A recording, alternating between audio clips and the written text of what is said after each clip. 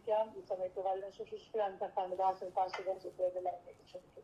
കർത്താവിന്റെ ധന്യ തിരുനാമം ഈ ദിവസം വാഴ്ത്തപ്പെടുമാറാകട്ടെ. ദൈവസന്നിധിയിലായിരിക്കുന്ന പ്രത്യേകിച്ച് ശുശ്രൂഷ ലീഡ് ചെയ്യുന്ന ബഹുമാനീയ ദൈവദാസി, ശബ്ദപരിധിയിൽ എന്നെ ശ്രദ്ധിച്ചുകൊണ്ടിരിക്കുന്ന എല്ലാ ദൈവമക്കൾക്കും വേഗം വരുന്ന കർത്താവായ യേശുക്രിസ്തുവിന്റെ നിസ്തുല്യ നാമത്തിലുള്ള എൻ്റെ സ്നേഹവും വന്ദനവും അറിയിക്കുന്നു. ഒരുമിച്ച് കർത്താവിൻ്റെ പാദപീഠത്തിൽ ഒരിക്കൽ കൂടെ കർത്താവിൻ്റെ തിരുവചനവുമായിട്ട് കടന്നു വരുവാൻ കർത്താവ് ഒരുക്കിയ അവസരങ്ങൾക്കായിട്ട് ഞാൻ ദൈവത്തിന് സ്തോത്രം ചെയ്യുന്നു. വളരെ പ്രാർത്ഥനയോടെ കർത്താവിൻ്റെ പാദപീഠത്തിൽ നമുക്കായിരിക്കാം. ഞാൻ കഴിഞ്ഞ പ്രാവശ്യം നിങ്ങളുടെ മുൻപിൽ വന്നപ്പോൾ സംസാരിച്ച അതേ ദൈവവചനത്തിൽ നിന്നുകൊണ്ടാണ് ഇന്ന് ഈ ദിവസവും ദൈവവചനത്തിൽ നിന്ന് സംസാരിപ്പാൻ ആഗ്രഹിക്കുന്നത്. അതിൻ്റെ രണ്ടാമത്തെ പാർട്ടായിട്ട് സംസാരിപ്പാൻ ആഗ്രഹിക്കുന്നു. വളരെ പ്രാർത്ഥനയോടെ കർത്താവിൻ്റെ സന്നിധിയിൽ കർത്താവെ സംസാരിക്കണമേ എന്നുള്ള ആഗ്രഹത്തോടെ ദൈവസന്നിധിയിലായിരിക്കുവാൻ ദൈവനാമത്തിൽ ഞാൻ ഓർപ്പിക്കുകയാണ്. ഇന്ന് ഈ ദിവസത്തെ ചിന്തയ്ക്ക് ആധാരമായിട്ട് യെശയ്യാ പ്രവാചകന്റെ പുസ്തകം 45-ാം അധ്യായം അതിൻ്റെ 14 മുതലുള്ള വേദഭാഗങ്ങൾ വായിക്കുന്നു. 14-15 വേദഭാഗമാണ്. Isaiah chapter 49 verse 14 and 15. ഒരു സ്ത്രീ തൻ്റെ കുഞ്ഞിനെ മറക്കുമോ?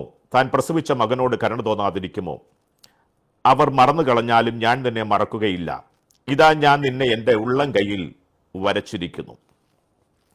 ഈ വേദഭാഗം നമുക്ക് നന്നായിട്ട് അറിയാവുന്നതാണ്. യെശയ്യാ പ്രവാചകന്റെ പുസ്തകം 49-ാം അധ്യായം അതിൻ്റെ 15-ാം വാക്യം. ഒരു സ്ത്രീ തൻ്റെ കുഞ്ഞിനെ മറക്കുമോ? താൻ പ്രസവിച്ച മകനോട് കരുണ തോന്നാതിരിക്കുമോ? അവർ മറന്നു കളഞ്ഞാലും ഞാൻ നിന്നെ മറക്കുകയില്ല. അതിൻ്റെ 16-ാം വാക്യം, ഇതാ ഞാൻ നിന്നെ എൻ്റെ ഉള്ളം കയ്യിൽ വരച്ചിരിക്കുന്നു. ഈ വേദഭാഗത്തിൽ നിന്നുകൊണ്ടാണ് കഴിഞ്ഞ പ്രാവശ്യം ഞാൻ നിങ്ങളോട് സംസാരിച്ചത്. അതേ വേദഭാഗത്തിൽ നിന്നുകൊണ്ട് അതിൻ്റെ രണ്ടാമത്തെ പാർട്ടായിട്ട് ദൈവം ഓർത്ത ചിലരെ കുറിച്ച് സംസാരിപ്പാനാണ് ഞാൻ കർത്താവിൽ ശരണപ്പെടുന്നത്. 1 ശമൂവേലിന്റെ പുസ്തകം 1-ാം അധ്യായം 20-ാം വാക്യത്തിൽ യഹോവ അവളെ ഓർത്തു എന്ന് ഹന്നയെ കുറിച്ച് പറയുമ്പോൾ അവിടെ രേഖപ്പെടുത്തിയിട്ടുണ്ട്. ഉൽപ്പത്തി പുസ്തകം 8-ാം അധ്യായം അതിൻ്റെ 1-ാം വേദഭാഗത്തിൽ നമുക്ക് കാണുവാൻ കഴിയും, ദൈവം നോഹയെയും അവനോടുകൂടെ പട്ടകത്തിലുള്ള സകല ജീവികളെയും സകല മൃഗങ്ങളെയും ഓർത്തു എന്ന വേദഭാഗത്തിൽ നിന്ന് നമുക്ക് ആ ഭേദഭാവം നമുക്ക് കാണുവാൻ കഴിയുന്നുണ്ട്. അതേപോലെ തന്നെയാണ് 2 രാജാക്കന്മാരുടെ പുസ്തകം 20-ാം അധ്യായം അതിൻ്റെ 2-3 വേദഭാഗങ്ങളിൽ ഹിസ്കിയാവ് മുഖം ചുമരിന് നേരെ തിരിച്ച് യഹോവയോട് പ്രാർത്ഥിച്ച ഒരു രംഗമുണ്ട്. ആ പ്രാർത്ഥന ഇങ്ങനെയാണ്, അയ്യോ യഹോവേ, ഞാൻ വിശ്വസ്തയോടും ഏകാഗ്ര ഹൃദയത്തോടും കൂടെ തിരുമുമ്പിൽ നടന്ന് നിനക്ക് പ്രസാദമായത് ചെയ്തിരിക്കുന്നു എന്നത് നീ ഓർക്കണമേ എന്ന വേദഭാഗം. ഈ ഭാഗങ്ങളിൽ നിന്നുകൊണ്ടാണ് ദൈവത്തിന്റെ പരിശുദ്ധാത്മാവ് ഇന്ന് നമ്മോട് സംസാരിപ്പാൻ ആഗ്രഹിക്കുന്നത്. യെശയ്യാ പ്രവാചകന്റെ പുസ്തകത്തെക്കുറിച്ച് നമുക്ക് അറിയാം. അതിന്റെ പശ്ചാത്തലം ഇങ്ങനെയാണ്, ദൈവത്തിൽ നിന്ന് അകന്നുപോയ ദൈവജനത്തെ ദൈവം മടക്കിക്കൊണ്ടുവരുന്ന രംഗമാണ് ആ പുസ്തകത്തിൽ നമുക്ക് കാണുവാൻ കഴിയുന്നത്. 1 മുതൽ 39 വരെയുള്ള അധ്യായങ്ങളിൽ ദൈവത്തിൽ നിന്ന് അകന്നുപോയ തന്റെ മക്കൾ അകന്നുപോയി മത്സരികളായി മാറി പാപം ചെയ്ത് ദൈവ തേജസ് നഷ്ടപ്പെടുത്തി പുറകോട്ട് മാറുന്ന രംഗമാണ്. അതിന് അവർക്ക് ലഭിക്കുന്ന ന്യായവിധിയെക്കുറിച്ചാണ് 1 മുതൽ 39 വരെയുള്ള അധ്യായങ്ങളിൽ വായിക്കുമ്പോൾ നമുക്ക് മനസ്സിലാക്കുവാൻ കഴിയുന്നത്. എന്നാൽ ദൈവത്തിന്റെ സന്നിധിയിലേക്ക് അടുത്തു വന്നാൽ വീണ്ടും ദൈവം അവരെ അനുഗ്രഹിക്കുമെന്നും അവരെ ശേഖരിക്കുമെന്നും തിരിച്ചു വരുത്തുമെന്നും അവരെ ശേഖരിക്കുമെന്നും എഴുന്നേൽപ്പിക്കുമെന്നും പ്രകാശമാക്കി മാറ്റുമെന്നും ഒക്കെ വാഗ്ദത്തങ്ങൾ കൊടുക്കുന്ന രംഗമാണ് 39 മുതലുള്ള 27 അധ്യായങ്ങൾ നമുക്ക് കാണുവാൻ കഴിയുന്നത്. ഇത് യെശയ്യാ പ്രവാചകന്റെ പുസ്തകം നമ്മൾ വായിക്കുമ്പോൾ വലിയ സന്തോഷമാണ്. കാരണം ഇത് വാഗ്ദത്തങ്ങളുടെ കനി എന്ന് വിശേഷിപ്പിക്കാവുന്ന ഒരു പുസ്തകമാണ്. അനവധി വാഗ്ദത്തങ്ങൾ ആ പുസ്തകത്തിനകത്തുണ്ട്. യെശയ്യാ പ്രവാചകന്റെ പുസ്തകം 66 അധ്യായങ്ങൾക്കകത്തുണ്ട്. പഴയ നിയമത്തിലെ ഒരു സുവിശേഷകനായിട്ടാണ് യെശയ്യാ പ്രവാചകനെ അറിയപ്പെടുന്നത്. വിശുദ്ധ വേദപുസ്തകത്തിൽ ഒരു ചെറിയ ബൈബിളായിട്ട് പലപ്പോഴും നമ്മൾ ഈ യെശയ്യാ പ്രവാചകന്റെ പുസ്തകത്തെ ചിത്രീകരിക്കാറുണ്ട്. കാരണം 66 പുസ്തകങ്ങളുള്ള വിശുദ്ധ വേദപുസ്തകത്തിൽ 66 അധ്യായങ്ങളുള്ള ഒരു പുസ്തകമാണ് യെശയ്യാ പ്രവാചകന്റെ പുസ്തകം. ദൈവം ശക്തമായി ഉപയോഗിച്ച ഒരു കാലഘട്ടത്തിൽ ഉപയോഗിച്ച ദൈവത്തിന്റെ ഒരു പ്രവാചകനാണ് യെശയ്യാ പ്രവാചകൻ. നമുക്ക് മനസ്സിലാക്കുവാൻ കഴിയുന്നുണ്ട്. നാം എവിടെയായിരിക്കുന്നു എന്നും നമ്മെ ആരാക്കി മാറ്റിയിരിക്കുന്നു എന്നും വളരെ വ്യക്തമായി രേഖപ്പെടുത്തുന്ന ഒരു പുസ്തകമാണ് യെശയ്യാ പ്രവാചകന്റെ പുസ്തകം. ഞാൻ ആ ഭാഗങ്ങളൊക്കെ വിടുകയാണ്. 49-ാം അധ്യായം നമ്മൾ വായിച്ച അധ്യായം വായിക്കുമ്പോൾ ദൈവത്തിങ്കലേക്ക് അടുത്തു വരുന്നവനെ തിരിച്ചു വരുത്തുവാനും അവരെ ശേഖരിക്കുവാനും അവരെ എഴുന്നേൽപ്പിക്കുവാനും അവരെ പ്രകാശമുള്ളവരാക്കി മാറ്റുവാനും ഒക്കെ ദൈവിക പദ്ധതിയെക്കുറിച്ച് ആ വേദഭാഗങ്ങൾ നമുക്ക് കാണുവാൻ കഴിയുന്നുണ്ട്. ഞാൻ നിന്നെ നിന്റെ വായ മൂർച്ചയുള്ള വാള് പോലെയാക്കി, എന്റെ കൈയിന്റെ നിഴലിൽ ഞാൻ നിന്നെ ഒളിപ്പിച്ച്, ഞാൻ നിന്നെ മിനുക്കി അമ്പാക്കി എന്റെ പൂണിയിൽ മറച്ചു വെച്ചു എന്നൊക്കെ ഇസ്രായേലിനെ കുറിച്ച് അവിടെ രേഖപ്പെടുത്തിയിട്ടുണ്ട്. അതിനുശേഷമാണ് ഒരു ചോദ്യം ചോദിക്കുന്നത് പോലെ അവിടെ രേഖപ്പെടുത്തുകയാണ്, ഒരു സ്ത്രീ തന്റെ കുഞ്ഞിനെ മറക്കുമോ? താൻ പ്രസവിച്ച മകനോട് കരുണ തോന്നാതിരിക്കുമോ? ഇനി അവർ മറന്നു കളഞ്ഞാലും ഞാൻ നിന്നെ മറക്കുകയില്ല, ഞാൻ നിന്നെ എന്റെ ഉള്ളം കയ്യിൽ വരച്ചിരിക്കുന്നു എന്ന് അവിടെ രേഖപ്പെടുത്തിയിരിക്കുകയാണ്. ഞാൻ ഇതിന് കൊടുത്ത ഒരു ടൈറ്റിൽ ഇങ്ങനെയാണ്, മറക്കുന്ന ലോകത്ത് നമ്മെ ഓർക്കുന്ന ഒരു നല്ല ദൈവം. ഒരിക്കൽ കൂടെ പറയാം, മറക്കുന്ന ലോകത്താണ് നമ്മൾ ആയിരിക്കുന്നത്, എന്നാൽ നമ്മുടെ സന്തോഷം എന്ന് പറയുന്നത് നമ്മളെ ഓർക്കുന്ന ഒരു ദൈവമുണ്ട്. ഇന്ന് ഈ ദിവസം എന്നെ കേൾക്കുന്ന ദൈവമക്കളോട് ഞാൻ പരിശുദ്ധാത്മാവിന്റെ നിറവിൽ പറയട്ടെ, ലോകത്ത് നിന്നെ ആരൊക്കെ മറന്നാലും മറക്കും. കാരണം ഏറ്റവും വലിയ ബന്ധം പുക്കിൾക്കൊടി ബന്ധമാണ്, അമ്മയും മക്കളും തമ്മിലുള്ള ബന്ധമാണ്. ആ ബന്ധത്തെ തന്നെ ചോദ്യം ചെയ്യുകയാണ് ഇവിടെ. ഒരമ്മ തന്റെ കുഞ്ഞിനെ മറക്കുമോ എന്ന് ചോദിച്ചിട്ട് ആ ഉത്തരം ദൈവം തന്നെ പറയുകയാണ്, മറക്കും. മറക്കുന്ന കാലഘട്ടത്തിലാണ് നമ്മൾ ആയിരിക്കുന്നത്. അങ്ങനെയുള്ള വാർത്തകളൊക്കെ നമ്മൾ കേട്ടുകൊണ്ടിരിക്കുകയാണ്. എന്നാലും ദൈവം പറയാണ്, ഭാരപ്പെടണ്ട, അങ്ങനെ ആരെങ്കിലുമൊക്കെ മറക്കുന്ന ഇടത്താണ് നീ പാർക്കുന്നതെങ്കിലും ഞാൻ നിന്നെ ഒരിക്കലും മറക്കുകയില്ല. ഒരു ദൈവ പൈതലിനെ സംബന്ധിച്ചിടത്തോളം അവന്റെ ഏറ്റവും വലിയ സന്തോഷം അതാണ്. എന്നെ സംബന്ധിച്ചോളം ഈ വാക്യം വലിയ സന്തോഷമുള്ള വാക്യമാണ്. ഈ പുസ്തകം എന്നോട് സംസാരിക്കുന്ന പുസ്തകമാണ്. ഈ കാലഘട്ടത്തിൽ ചിലരൊക്കെ പറയാറുണ്ട്, പഴയ നിയമം വേണ്ട, പഴയ നിയമം അത് ഇസ്രായേലിന് കൊടുത്തതാണ്, ഈ പുതിയ നിയമം മാത്രം മതി എന്നൊക്കെ പറയുന്ന ആധുനിക സുവിശേഷകന്മാരൊക്കെ ഉണ്ട്. എന്നാൽ എന്നെ സംബന്ധിച്ചിടത്തോളം എനിക്ക് ഈ 66 പുസ്തകവും പ്രാധാന്യമുള്ള പുസ്തകമാണ്. എന്നെ സംബന്ധിച്ചിടത്തോളം ഈ 66 പുസ്തകത്തിനകത്തു നിന്നും ദൈവം എന്നോട് സംസാരിക്കാറുണ്ട്, ദൈവശബ്ദം ഞാൻ കേൾക്കാറുണ്ട്, വാഗ്ദത്തങ്ങൾ ഞാൻ ഇതിനകത്തുനിന്ന് എടുക്കാറുണ്ട്, അതെന്നെ ജീവിപ്പിക്കാറുണ്ട്. ശ്രദ്ധിക്കണം ദൈവമക്കളെ, യേശു കർത്താവ് തന്നെ പഴയ നിയമ പല ഉദ്ധരണികളും എടുത്ത് പുതിയ നിയമത്തിൽ സംസാരിച്ചതായിട്ട് നമുക്ക് പുതിയ നിയമത്തിൽ കാണുവാൻ കഴിയുന്നുണ്ട്. യാക്കോബ് എന്ന് പറയുന്ന ആ ലേഖനം എഴുതുമ്പോ അദ്ദേഹം പഴയ നിയമത്തിലെ ഒരു വ്യക്തിയെ എടുത്ത് പ്രാർത്ഥനയുടെ പ്രാധാന്യത്തെക്കുറിച്ച് നമ്മളോട് രേഖപ്പെടുത്തിയിട്ടുണ്ട്. ഏലിയാവ്, നമുക്ക് സമസ്വഭാവമുള്ള മനുഷ്യൻ, പ്രാർത്ഥനയിൽ അവൻ ദൈവത്തോട് അപേക്ഷിച്ചു എന്ന് പറഞ്ഞുകൊണ്ട് അവന്റെ പ്രാർത്ഥനയുടെ മറുപടിയെക്കുറിച്ചും അവന്റെ പ്രാർത്ഥനാ രീതിയെക്കുറിച്ചും ഒക്കെ നമ്മളോട് പ്രതിപാദിച്ചിട്ടുണ്ട്. പത്രോസ് പരിശുദ്ധാത്മാവിന്റെ നിറവ് പ്രാപിക്കുന്ന സമയത്ത് അതിനു മുൻപ് തന്റെ പ്രസംഗത്തിൽ ഇത് യോവേൽ പ്രവാചകൻ മുഖാന്തരം അരുളി ചെയ്ത ദൈവപ്രവർത്തിയാണെന്ന് പറഞ്ഞ് ആ ഭാഗത്ത് രേഖപ്പെടുത്തിയിട്ടുണ്ട്. പൗലോസ് അപ്പോസ്തലൻ എബ്രായർക്ക് ലേഖനം എഴുതുമ്പോൾ വിശ്വസ്തയോടും വിശ്വാസത്തോടും കൂടി ജീവിച്ച പഴയ നിയമ ഭക്തന്മാരുടെ ചരിത്രവും അവർ വിശ്വാസത്താൽ എങ്ങനെ ആ ജയം പ്രാപിച്ചു എന്നുമൊക്കെ വ്യക്തമായിട്ട് എബ്രായർക്ക് എഴുതിയ ലേഖനം 11-ാം അധ്യായത്തിൽ രേഖപ്പെടുത്തിയിട്ടുണ്ട്. അങ്ങനെയാണെങ്കിൽ പഴയ നിയമം വേണ്ട എന്ന് പറയുന്നവർ ഈ ഭാഗങ്ങളൊക്കെ എന്ത് ചെയ്യുമെന്നൊരു ചോദ്യമുണ്ട്. അതുകൊണ്ട് എന്നെ സംബന്ധിച്ചിടത്തോളം പഴയ നിയമമോ പുതിയമോ വ്യത്യാസമില്ലാതെ, സങ്കീർത്തനമെന്നോ വ്യത്യാസമില്ലാതെ ഈ 66 പുസ്തകങ്ങളും എനിക്ക് പ്രാധാന്യമുള്ള പുസ്തകമാണ്. അതിൽ നിന്ന് ദൈവം എന്നോട് സംസാരിക്കാറുണ്ട്, എന്നെ ശക്തീകരിക്കാറുണ്ട്, എന്നെ ആശ്വസിപ്പിക്കാറുണ്ട്, എന്നെ ബലപ്പെടുത്താറുണ്ട്, എന്നെ മുൻപോട്ട് നയിക്കുവാനുള്ള കൃപ പ്രാപിക്കുവാൻ എന്നെ സഹായിക്കാറുണ്ട്. അതുകൊണ്ട് എല്ലാ ഭാഗങ്ങളും ദൈവവിശ്വാസ്യമാണെന്നുള്ള ബോധ്യത്തോടു കൂടി തന്നെയാണ് ഞാൻ ഈ വചനം പ്രസംഗിക്കുന്നത്. ശ്രദ്ധിക്കണം ദൈവമക്കൾ. ഇവിടെ ദൈവം പറയുകയാണ്, പ്രവാചകരുടെ ചോദ്യം ചോദിക്കുക, ഒരു കുഞ്ഞിനെ അമ്മ മറക്കുമോ? താൻ നൊന്തു പ്രസവിച്ച മകനോട് കരുണ തോന്നാതിരിക്കുമോ? ഇനി അവർ മറന്നാലും കുഞ്ഞെ ഞാൻ നിന്നെ മറക്കുകയില്ല. എന്താ ദൈവം നമ്മളെ മറക്കാതിരിക്കാനുള്ള കാരണം? എന്നെ കേൾക്കുന്ന ദൈവമക്കളെ, ദൈവം നിന്നെ മറക്കത്തില്ല. ആവർത്തിച്ച് കഴിഞ്ഞ പ്രാവശ്യം പറഞ്ഞത് ഞാൻ ആവർത്തിച്ച് പറയുന്നു, ദൈവം നിന്നെ ഒരിക്കലും മറക്കുകയില്ല. മറന്നു എന്ന് നിനക്ക് തോന്നിയാലും അവൻ നിന്നെ മറക്കത്തില്ല. കാരണമുണ്ട്. അടുത്ത വാക്ക് 16-ാം വാക്യമാണ്, ഇതാ ഞാൻ നിന്നെ എന്റെ ഉള്ളംകരത്തിൽ വരച്ചിരിക്കുന്നു. എന്താ ദൈവ പൈതലിനെ മറക്കാതിരിക്കാനുള്ള കാരണം? നീ ഇരിക്കുന്നത് ദൈവത്തിന്റെ ഉള്ളംകരത്തിലാണ്. എന്തുകൊണ്ട് മറക്കുന്നില്ല എന്നുള്ളതിന്റെ ഉത്തരം അതാണ്. ഞാൻ ഇരിക്കുന്നത്, എന്റെ ദൈവം എന്നെ മറക്കത്തില്ല. ആര് പറഞ്ഞാലും ഞാൻ വിശ്വസിക്കുന്ന എന്റെ ദൈവം എന്നെ മറക്കത്തില്ല. അവൻ എന്നെ ഓർക്കുന്ന ദൈവമാണ്. എന്താ കാര്യം എന്ന് ചോദിച്ചാൽ, ഞാൻ ഇരിക്കുന്നത് അവന്റെ ഉള്ളം കരത്തിലാണ്. എന്നെ കേൾക്കും ദൈവം, ഇതിലെ നീയും ഞാനും ഇരിക്കുന്നത് ദൈവത്തിന്റെ ഉള്ളം കരത്തിലാണ്. അതാണ് യിരെമ്യാ പ്രവാചകന്റെ പുസ്തകത്തിലൂടെ നമ്മളെ പഠിപ്പിക്കുന്നത്. കുശവന്റെ കയ്യിൽ കളിമണ്ണ് ഇരിക്കുന്നത് പോലെ നിങ്ങൾ എന്റെ കയ്യിൽ ഇരിക്കുന്നു.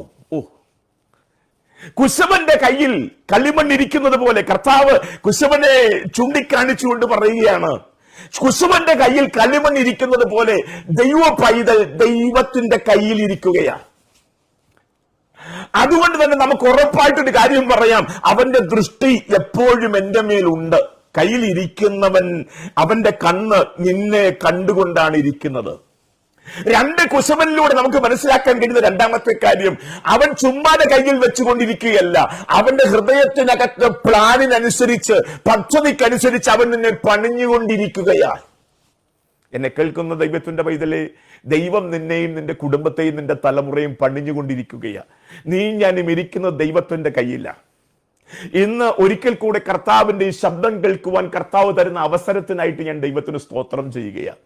ഞാനും നിങ്ങളും ഇരിക്കുന്നത് ദൈവത്തിന്റെ കയ്യിലാണ്. അതുകൊണ്ട് തന്നെ ദൈവത്തിന്റെ കയ്യിൽ ഇരിക്കുന്നവനെ ദൈവം മറക്കുന്നില്ല. ദൈവം എപ്പോഴും കാണുന്നുണ്ട്. ദൈവം അറിയാതെ അവന്റെ ജീവിതത്തിൽ ഒന്നും സംഭവിക്കില്ല. ദൈവം എന്നെ പണിഞ്ഞുകൊണ്ടിരിക്കുകയാണെന്ന് ബോധ്യമുള്ളവരെല്ലാം ദൈവത്തിന് സ്തോത്രം ചെയ്തുകൊണ്ടിരിക്കണം, സന്തോഷിച്ചുകൊണ്ടിരിക്കണം. എത്ര നിരാശകരമായ വിഷയങ്ങൾ നമ്മുടെ ജീവിതത്തിൽ വന്നാലും നാം ദൈവസന്നിധിയിൽ സന്തോഷിക്കുന്നവരാകണമെന്ന് ആ പൗലോസ് പറയുവാൻ കാരണം അതാണ്. എപ്പോഴും സന്തോഷിക്കണം, എല്ലാറ്റിനും സ്തോത്രം ചെയ്യണമെന്ന് പറയാൻ കാര്യം ഇതാണ്. നമ്മളെ കാണുന്ന ഒരു ദൈവമുണ്ട്, നമ്മളെ ഓർക്കുന്ന ഒരു ദൈവമുണ്ട്, നമ്മളെ പണിയുന്ന ഒരു ദൈവമുണ്ട്. അവന്റെ പദ്ധതിക്കും പ്ലാനിനും അനുസരിച്ച് നമ്മളെ സൃഷ്ടിച്ച് നമ്മളെ പണിഞ്ഞുകൊണ്ടിരിക്കുന്ന ഒരു ദൈവമുണ്ട്. നാം അവന്റെ പണിശാലയിലാണ് ഇരിക്കുന്നത് എന്നുള്ള ബോധ്യത്തോടുകൂടെ ദൈവസന്നിധിയിൽ സന്തോഷിക്കണം. അതുകൊണ്ട് തന്നെ ആരൊക്കെ മറക്കുന്നു എന്നുള്ളത് വിഷയമല്ല. ആരൊക്കെ മറക്കുന്നു എന്ന വിഷയമല്ല, നമ്മെ ആരോർക്കുന്നു എന്നുള്ളതിനാണ് പ്രാധാന്യം കൊടുക്കേണ്ടത്. അയ്യോ, അവരെന്നെ മറന്നു, ഇവരെന്നെ മറന്നു, അങ്ങനെയൊന്നും പറയേണ്ട കാര്യമില്ല. നമ്മളെ ഓർക്കുന്ന ഒരുവനുണ്ടെന്നുള്ള ബോധ്യമുണ്ടെങ്കിൽ ആരൊക്കെ മറക്കുന്നു എന്നുള്ള പട്ടിക മാറ്റിവെച്ച് ഒറ്റ പട്ടികയിൽ നിൽക്കണം. എന്നെ ഓർക്കുന്ന ഒരു നല്ല ദൈവം എന്റെ കൂടെയുണ്ട്. സന്തോഷമുള്ളവർക്കായി ഞാൻ കർത്താവിന് സ്തോത്രം ചെയ്യുക. ഈ ദിവസം എന്നെ കേൾക്കുന്ന ദൈവമക്കളോട് പറയട്ടെ, നിന്നെ ഓർക്കുന്ന, നിന്നെ കാണുന്ന, നിന്നെ കയ്യിൽ വഹിക്കുന്ന, നിന്നെ പണിയുന്ന, അവൻ ആഗ്രഹിക്കുന്ന തലത്തിലേക്ക് നിന്നെ കൊണ്ടുപോകുന്ന ഒരു നല്ല ദൈവത്തിന്റെ കരുത്തിലാണ് ഞാൻ നിങ്ങളുമായിരിക്കുന്നത്. അതുകൊണ്ട് സന്തോഷിക്കണം. പലരും നമ്മളെ മറന്നു കളയുമ്പോഴാണ് നമ്മെ ഓർക്കുന്ന ദൈവത്തിന്റെ ശക്തിയെ നാം മനസ്സിലാക്കുന്നത്. ഒരിക്കൽ കൂടെ പറയാം, പലരും നമ്മളെ മറന്നു കളയുമ്പോഴാണ് നമ്മെ ഓർക്കുന്ന ദൈവത്തിന്റെ ശക്തിയെ നാം തിരിച്ചറിയുന്നത്. അത് നമുക്ക് ആ ജോസഫിനോടൊന്ന് ചോദിച്ചാൽ മനസ്സിലാകും. ജോസഫിനെ കുറിച്ച് പറയുന്നത് ഉൽപ്പത്തി പുസ്തകം 40-ാം അധ്യായം 23-ാം വാക്യത്തിൽ ഇങ്ങനെയാ കൊടുത്തിരിക്കുന്നത്, എങ്കിലും പാനപാത്രവാഹകന്മാരുടെ പ്രമാണി ജോസഫിനെ ഓർക്കാതെ അവനെ മറന്നു കളഞ്ഞു. ആ വാക്യം അങ്ങനെയാ കൊടുത്തിരിക്കുന്നത്. ഉൽപ്പത്തി പുസ്തകം ജെനസിസ് ചാപ്റ്റർ 40 വേഴ്സ് 23. എങ്കിലും പാനപാത്രവാഹകന്മാരുടെ പ്രമാണി ജോസഫിനെ ഓർക്കാതെ അവനെ മറന്നു കളഞ്ഞു. ഓർക്കേണ്ടവനായിരുന്നു. കാരണം ജോസഫിലൂടെ ഉപകാരം പ്രാപിച്ചവനാണ്. ജോസഫിലൂടെ ഒരു ആശ്വാസത്തിന്റെ ദൂത് പ്രാപിച്ചവനാണ്. ജോസഫ് അവനോട് റിക്വസ്റ്റ് ചെയ്തതാണ്, എന്നെ ഓർക്കണം. പക്ഷേ ഇവിടെ കൊടുത്തിരിക്കുന്നത് പാനപാത്രവാഹകന്മാരുടെ പ്രമാണി ജോസഫിനെ ഓർക്കാതെ അവനെ മറന്നു കളഞ്ഞു. എന്നെ കേൾക്കുന്ന ദൈവത്തിലെ, അവിടെയാണ് ഈ വാക്ക്. പലരും നമ്മളെ മറന്നു കളയുമ്പോഴാണ് നമ്മളെ ഓർക്കുന്ന ദൈവത്തിന്റെ പ്രവൃത്തി നാം കാണുന്നത്. ജോസഫിന് ഇപ്പൊ പറയാൻ കഴിയും, അന്ന് പാനപാത്രവാഹകന്മാരുടെ പ്രമാണി എന്നെ മറന്നത് കൊണ്ടാണ് ഞാനിന്ന് മിസ്രൈമിലെ പ്രധാനമന്ത്രി കസേരയിൽ എത്തുവാൻ കാരണം. ആ പാനപാത്രവാഹകന്മാരുടെ പ്രമാണി എന്നെ മറന്നില്ലായിരുന്നെങ്കിൽ, എന്നെ ഓർത്തായിരുന്നെങ്കിൽ ഞാൻ ആരായി മാറിയെന്നറിയാമോ? അപ്പക്കാരുടെ പ്രമാണി എന്ന പോസ്റ്റിൽ എത്തിയേനെ. അതിനപ്പുറത്ത് എനിക്ക് കയറുവാൻ കഴിയത്തില്ലായിരുന്നു. എനിക്ക് മാക്സിമം ചെന്നെത്താൻ കഴിയുന്ന ഒരു ഇടമെന്ന് പറയുന്നത് അപ്പക്കാരുടെ പ്രമാണി എന്ന പോസ്റ്റിലേക്കായിരിക്കും. എന്നാൽ ആ പാനപാത്രവാഹന്മാരുടെ പ്രമാണി എന്നെ മറന്നതുകൊണ്ട്, ദൈവം എന്നെ ഓർത്തത് കൊണ്ട് ഞാൻ അപ്പക്കാരുടെ പ്രമാണിയായി അവസാനിക്കുകയല്ല ചെയ്തത്. ഞാൻ അവരുടെയൊക്കെ മുകളിൽ, പാനപാത്രവാഹന്റെ മുകളിൽ, അപ്പക്കാരുടെ പ്രമാണിയുടെ മുകളിൽ, മിസ്രൈമിലെ ഫറവോൻ കഴിഞ്ഞാൽ അടുത്ത സ്ഥാനത്ത് പ്രധാനമന്ത്രിയുടെ കസേരയിൽ ദൈവം എന്നെ എത്തിച്ചെങ്കിൽ, എന്നെ കേൾക്കുന്ന ദൈവം ഇതിൽ പലരും മറക്കുന്നത് നല്ലതാണ്. അവിടെയാണ് ദൈവം ഓർക്കുന്നതിന്റെ ആ ശക്തി, ആ പ്രവൃത്തി നമ്മിൽ തിരിച്ചറിവായി വെളിപ്പെടുന്നത്. സന്തോഷമുള്ളവർക്കായി ഞാൻ ദൈവത്തിന് സ്തോത്രം ചെയ്യുകയാണ്. പലപ്പോഴും നമ്മൾ സഹായിച്ച പലരും നമ്മളെ മറക്കാറുണ്ട്. അപ്പോഴൊക്കെ നമുക്ക് വിഷമം വരാറുണ്ട്. എന്നാൽ ദൈവവചന പ്രകാരം നമ്മൾ ഭാരപ്പെടേണ്ട കാര്യമില്ല. മൊർദെഖായിയെ നമുക്കറിയാം, രാജാവിന്റെ ജീവനെ രക്ഷിച്ചതാണ് മൊർദെഖായി. മൊർദെഖായി അന്ന് ആ കാര്യം രാജാവിനെ അറിയിച്ചില്ലായിരുന്നെങ്കിൽ ഒരുപക്ഷെ രാജാവിന്റെ ജീവൻ നഷ്ടപ്പെട്ടതിനെ.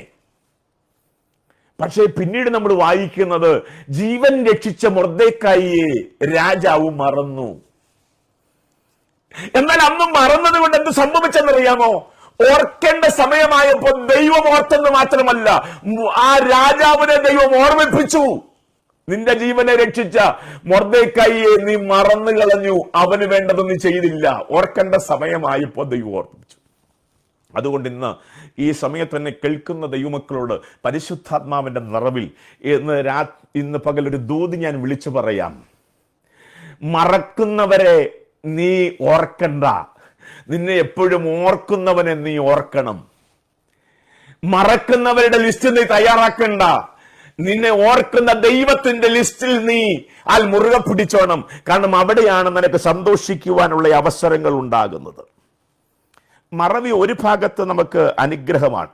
കാരണം വേദനിപ്പിക്കുന്ന പലതും മറന്നതുകൊണ്ടാണ് ഇന്ന് നാം സന്തോഷത്തോടെ നമ്മൾ ദൈവസന്നിധിയിലായിരിക്കുന്നത്. വേദനിപ്പിക്കുന്ന പല കാര്യങ്ങളും നമ്മൾ പലപ്പോഴും മറക്കാറുണ്ട്. അതുകൊണ്ട് തന്നെ മറവി ഒരു അനുഗ്രഹമാണ്. ആ വേദനിപ്പിക്കുന്ന കാര്യങ്ങൾ എപ്പോഴും നമ്മുടെ മനസ്സിനകത്ത് ഓർമ്മയായി വെളിപ്പെട്ടിരുന്നെങ്കിൽ നമുക്ക് ജീവിതത്തിൽ സന്തോഷിക്കാൻ കഴിയില്ല. എന്നാൽ ആ ഭാഗങ്ങളെയൊക്കെ ദൈവം ചിലപ്പോൾ നമ്മുടെ ഓർമ്മയിൽ നിന്ന് മാറ്റിക്കളയുന്നത് സന്തോഷിക്കുവാനുള്ള അവസരങ്ങളിലേക്ക് നമ്മളെ കൊണ്ടുപോകാൻ വേണ്ടിയാണ്. ഇനി ഞാൻ അതിന്റെ രണ്ടാം ഭാഗത്തേക്ക് വരാൻ പോകുകയാണ്. 1 ശമൂവേലിന്റെ പുസ്തകം 1-ാം അധ്യായം 20-ാം വാക്യത്തിൽ നമുക്കവിടെ ഒരു ഭാഗം കാണാൻ കഴിയും. യഹോവ അവളെ ഓർത്തു. 1 ശമൂവേലിന്റെ പുസ്തകം 1-ാം അധ്യായം അതിന്റെ 20-ാം വാക്യം ഇങ്ങനെയാണ് കൊടുത്തിരിക്കുന്നത്. ഞാൻ ആ വേദഭാഗം വായിക്കാം. അനന്തരം അവൾ അധികാലത്ത് എഴുന്നേറ്റ് യഹോവയുടെ സന്നിധിയിൽ നമസ്കരിച്ച ശേഷം രാമയിൽ തങ്ങളുടെ വീട്ടിലേക്ക് പോയി. എന്നാൽ എൽക്കാന തന്റെ ഭാര്യയായ ഹന്നയെ പരിഗ്രഹിച്ചു. യഹോവ അവളെ ഓർത്തു. ഒരാണ്ട് കഴിഞ്ഞിട്ട് ഹന്ന ഗർഭം ധരിച്ചൊരു മകനെ പ്രസവിച്ചു. കണ്ടോ, ദൈവം ഓർത്തപ്പോൾ നടക്കത്തില്ല എന്ന ഒരു വിഷയത്തെ ദൈവം നടത്തിക്കൊടുക്കുകയാണ്. അസാധ്യമായ ഒരു സംഭവത്തെ ദൈവം സാധ്യമാക്കി കൊടുക്കുകയാണ്. എന്നെ കേൾക്കുന്ന ദൈവത്തിന്റെ പൈതലെ ശ്രദ്ധിക്കണം. ഈ ദൂത് കേൾക്കുമ്പോൾ തന്നെ ചില ദൈവപ്രവർത്തികൾ നിന്റെ ഭവനത്തിൽ വെളിപ്പെടും. ഞാനത് പരിപൂർണമായി വിശ്വസിക്കുന്നു. കാരണം ഈ വേദഭാഗത്തിൽ നിന്ന് മാറി ഒരു പുതിയ വിഷയം എടുത്ത് സംസാരിക്കണമെന്നൊക്കെ ആഗ്രഹിച്ചാണ് ഞാൻ ആയിരുന്നത്. എന്നാൽ ഇന്ന് ഉച്ചയ്ക്ക് ശേഷം ദൈവത്തിന്റെ പരിശുദ്ധാത്മാവ് വീണ്ടും എന്നോട് പറഞ്ഞു, ഇതേ വിഷയത്തിൽ നിന്നുകൊണ്ട് തന്നെ നീ സംസാരിക്കണം. കാരണം ചില ദൈവപ്രവർത്തികൾ ഇത് കേൾക്കുന്ന ചിലരുടെ ജീവിതത്തിൽ വെളിപ്പെടുവാൻ സമയമായിരിക്കുന്നു. ദൈവം ഓർക്കുവാനുള്ള സമയമായിരിക്കുന്നു. ദൈവത്തിന്റെ പ്രവർത്തികൾ ചില ഭവനങ്ങൾക്കകത്ത് ചില തലമുറയിൽ വെളിപ്പെടുവാനുള്ള സമയമായിരിക്കുന്നു. അസാധ്യമായ ചില വിഷയങ്ങളെ സാധ്യമാക്കി കൊടുത്ത് അവരെ ദൈവിക സന്തോഷത്തിലേക്ക് മടക്കിക്കൊണ്ടുവരുവാനുള്ള സമയമായിരിക്കുന്നു. ഇന്ന് ഈ പകൽ എന്നെ കേൾക്കുന്ന, ഈ രാത്രി എന്നെ കേൾക്കുന്ന ദൈവമക്കളുടെ പരിശുദ്ധാത്മാവിന്റെ നിറവിൽ പറയാം, ആഗ്രഹത്തോടെ കൊതിയോടെ ദൈവത്തെ മുറുകെ പിടിച്ചോ. നിന്നെ ഓർക്കുന്ന ഒരു ദൈവത്തെ മുറുകെ പിടിച്ചോ. ആ ദൈവത്തിന്റെ സന്നിധിയിൽ ഈ വചനത്തിൽ സന്തോഷിച്ചോ. ദൈവവചനത്തിൽ ദൈവമക്കൾ സന്തോഷിക്കണം. ദൈവശബ്ദത്തിൽ സന്തോഷിക്കണം. ദൈവത്തിന്റെ ആത്മാവിന്റെ അരുളപ്പാടിൽ നമ്മൾ സന്തോഷിക്കണം. ആ വചനത്തെ നമ്മൾ മുറുകെ പിടിക്കണം.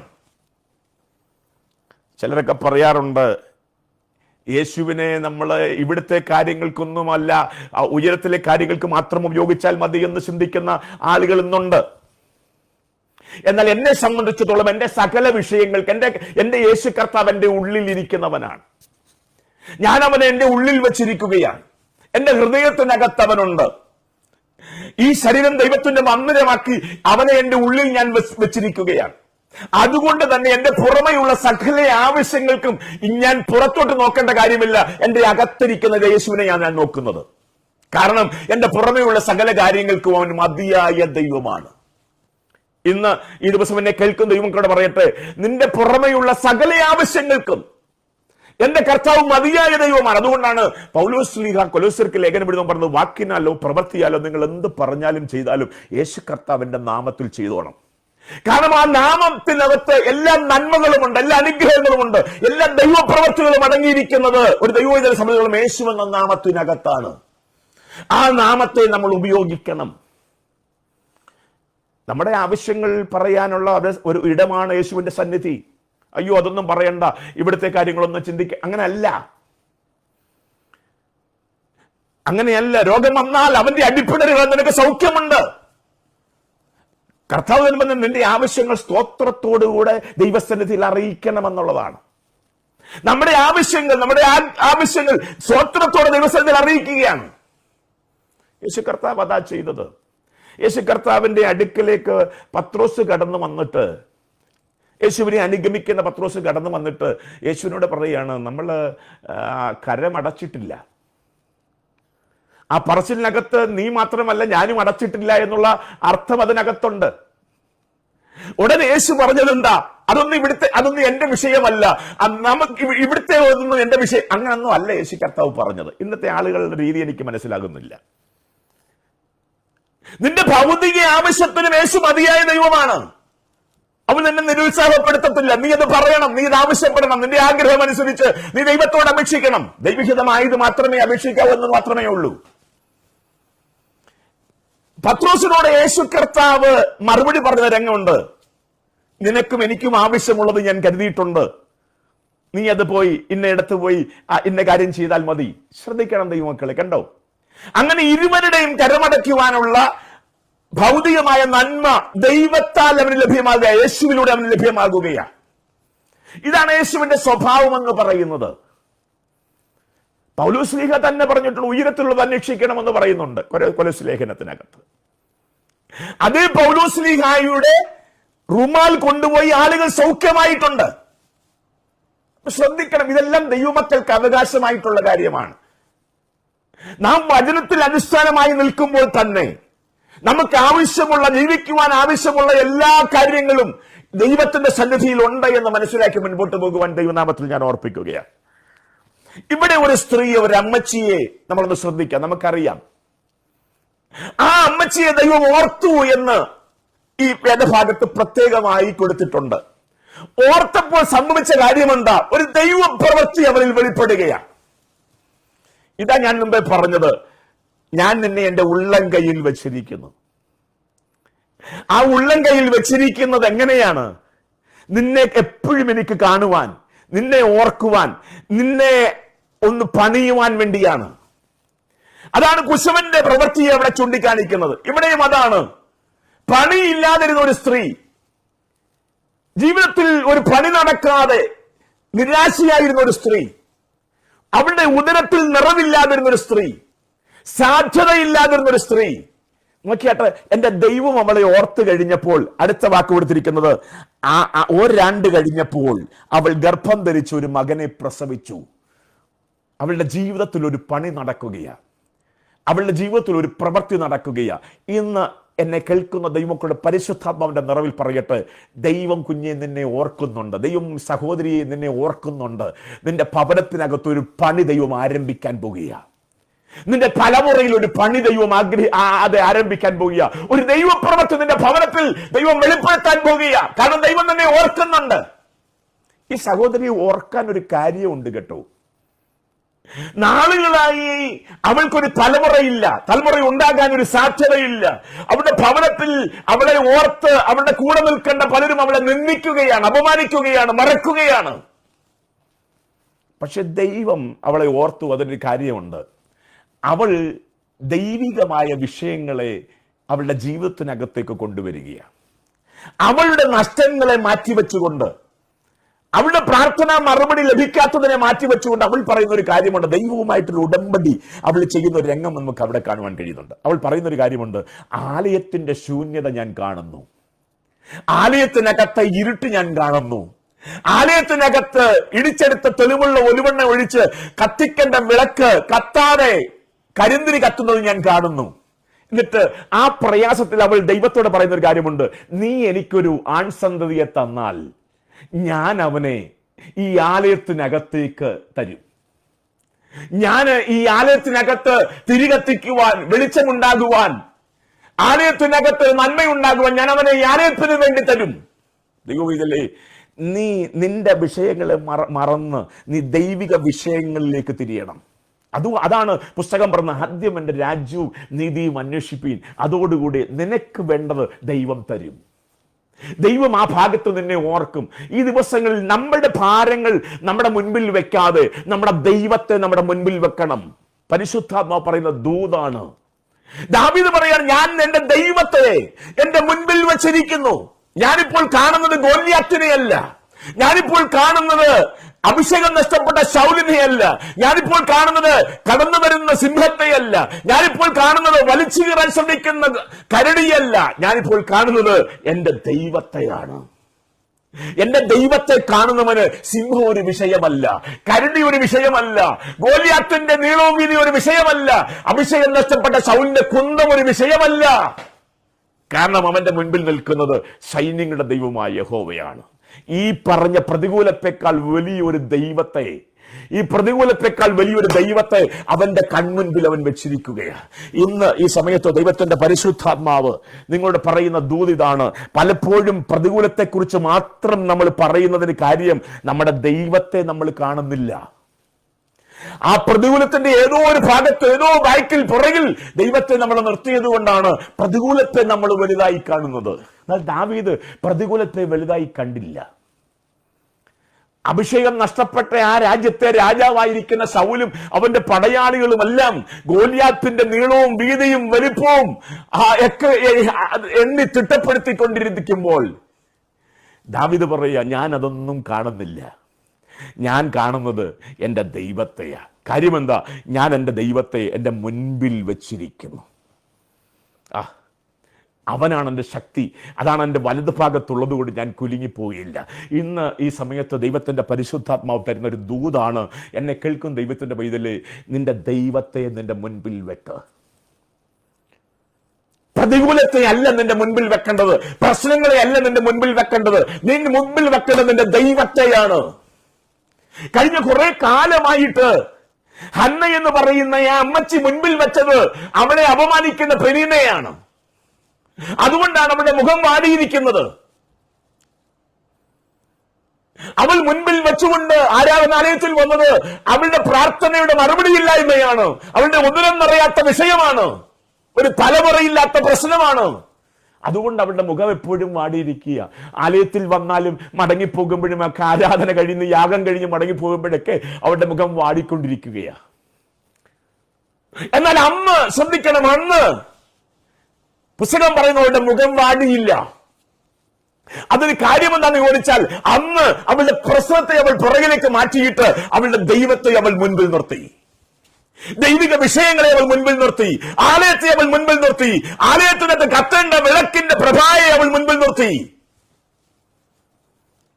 എന്നിട്ട് പറയും, ഇപ്പോൾ അവൾക്ക് അവളുടെ ഉദരം നിറയാത്തതല്ല അവളുടെ വിഷയം, ആലയത്തിനകത്തെ കത്തി പ്രകാശിക്കേണ്ട വിളക്ക് കരിന്തിരി കത്തുന്നതാണ് അവളുടെ വിഷയം.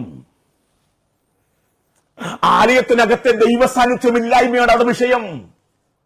അതിന് പ്രതിവിധിയായിട്ട് അവൾ പറയുകയാണ്, അതിനൊരു പരിഹാരം അവൾ പറയാണ്, എനിക്കൊരു ആൺസന്തതിയെ തന്നാൽ ഞാൻ അതിനെ ദൈവത്തിന്റെ സന്നിധിയിൽ തരും, ആലയത്തിന് തരും. ഇടിച്ചെടുത്ത തെളിവുള്ള ഒലിവെണ്ണ ഒഴിച്ച് ആലയത്തിനകത്ത് കത്തേണ്ട വിളക്ക് പ്രകാശിപ്പിക്കുവാൻ അവനെ ആലയത്തിന്റെ വിളക്കിന്റെ കീഴിൽ ഞാൻ കിടത്തും. അവിടെ ദൈവം അവളെ ഓർത്തു. അവിടെ കൊടുത്തിരിക്കുന്ന പുസ്തകത്തിൽ അവിടെ ദൈവം അവളെ ഓർത്തു. അവിടെ ഇന്ന് പകൽക്കാലം ദൈവത്തിൻ്റെ പരിശുദ്ധാത്മാവിന് പറയാനുള്ള ദൂത് ഇതാണ്. ദൈവത്തിൻ്റെ കയ്യിലിരിക്കുന്ന ദൈവത്തിൻ്റെ പൈതലേ, നീ കാണേണ്ടത് പ്രശ്നങ്ങളെയല്ല, നീ കാണേണ്ടത് പ്രതികൂലത്തെയല്ല, നീ കാണേണ്ടത് നിന്റെ മുൻപിൽ നിന്നെ നയിക്കുന്ന ദൈവത്തെയാണ്. നീ മുൻപിൽ നിർത്തേണ്ടത് ദൈവത്തെയാണ്. യാത്ര പുറപ്പെടുമ്പോൾ ദൈവം ആയിരിക്കണം നിന്റെ മുൻപിൽ പുറപ്പെടേണ്ടത്. നീ അവന്റെ കൂടെ സഞ്ചരിക്കാൻ തയ്യാറാകണം. ദൈവ സാന്നിധ്യത്തെ വലുതായി കാണും. അതാണ് 21 സങ്കീർത്തനത്തിൽ പറയുന്നത്, അത്യുന്നതന്റെ മറവിൽ വസിക്കുകയും സർവശക്തന്റെ നിഴലിൽ പാർക്കുകയും ചെയ്യുന്നവനെ യഹോവയെ കുറിച്ച് അവന്റെ സങ്കേതവും കോട്ടയും ഞാൻ ആശ്രയിക്കുന്ന എന്റെ ദൈവം എന്ന് പറയുന്നു. ഇതാരാ എഴുതിയത്? മോശയാണ് എഴുതിയത്. മോശ എഴുതാനൊരു കാര്യമുണ്ട്. കാര്യമെന്താ? മോശ ദൈവത്തിന്റെ സാന്നിധ്യത്തിന്റെ കൂടെയായിരുന്നു. പകൽ മേഘസ്തംഭമായി, രാത്രി അഗ്നിത്തൂണായിട്ട് എപ്പോഴും ദൈവ സാന്നിധ്യത്തിന്റെ കീഴിലായിരുന്നു മോശ. മോശയോട് ദൈവം പറഞ്ഞു, നീ മുകളിലോട്ട് നോക്കണം. മേഘം നിൽക്കുമ്പോൾ നീ നിൽക്കണം, അവിടെ കൂടാരമടിച്ച് അവിടെ പാർക്കണം. മേഘം യാത്ര ചെയ്യുമ്പോൾ നീ ആ യാത്രയുടെ കൂടെ സഞ്ചരിക്കണം. വഴികൾ അവിടെ തുറന്നു വരും, യാത്രകൾ അവിടെ തുടങ്ങും, അത്ഭുത പ്രവർത്തികൾ അവിടെ നടക്കും. എന്നെ കേൾക്കുന്ന ദൈവമേ, മുൻപിൽ മേഘമായിരിക്കണം, മുൻപിൽ ദൈവ സാന്നിധ്യമായിരിക്കണം, മുൻപിൽ പുറപ്പെടേണ്ടത് ദൈവമായിരിക്കണം. അവിടെ മോശ മരുഭൂമിയാണെന്നുള്ള വിഷയം മറന്നു. അവിടെ മോശ മരുഭൂമിയിലെ ഭക്ഷണമില്ലായ്മ മറന്നു.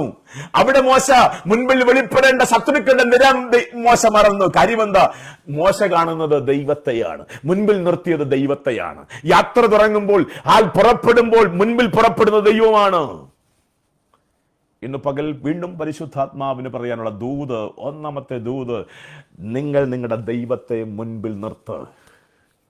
നാം ആരാധിക്കുന്ന ദൈവത്തെ മുൻപിൽ നിർത്ത്.